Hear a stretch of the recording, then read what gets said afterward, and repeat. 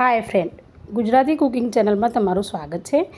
આજે આપણે એકદમ નવી જ રેસીપી બનાવવાના છીએ। એ બનાવવા માટે મેં અહીંયા આપણે ઝીણી જે ઝાડની દાણી આવે છે ને એ લીધી છે। એને આપણે ચાળી લેવાની છે, જેને સ્મોલ પોપકોર્ન પણ કહેવામાં આવે છે।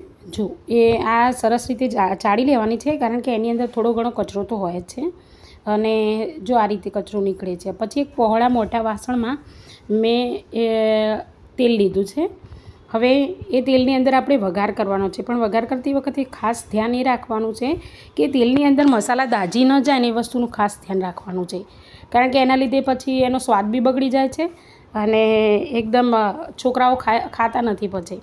તો એના માટે અહીંયા તેલ લીધું, તેલ આવી ગયું એના પછી મેં જીરું નાખ્યું છે, સીંગ અને લીલો લીમડો નાખ્યો છે। પછી આ રીતે આપણે એને સાંતળવાનું છે, ધીમા તાપે આપણે બધી વર્ક કરવાનું છે।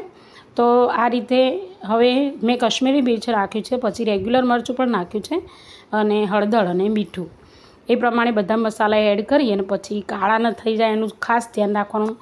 એવું લાગે તો ગેસ બંધ બી કરી દેવાનું અને ત્યારબાદ આપણે એની અંદર આ સ્મોલ પોપકોર્ન એડ કરીશું। ત્યાર પછી એને બરાબર સરસ રીતે મિક્સ કરવાનું છે આ રીતે। તો આ સ્મોલ પોપકોર્ન છે ને છોકરાઓ બહુ મસ્ત ખાય છે, કારણ કે જે પોપકોર્ન આવે છે ને એના કરતાં આની મીઠાશ વધારે સારી હોય છે, એટલે પેલા ચીઝવાળા કરતાં પણ આ સરસ મસ્ત ખાય છે।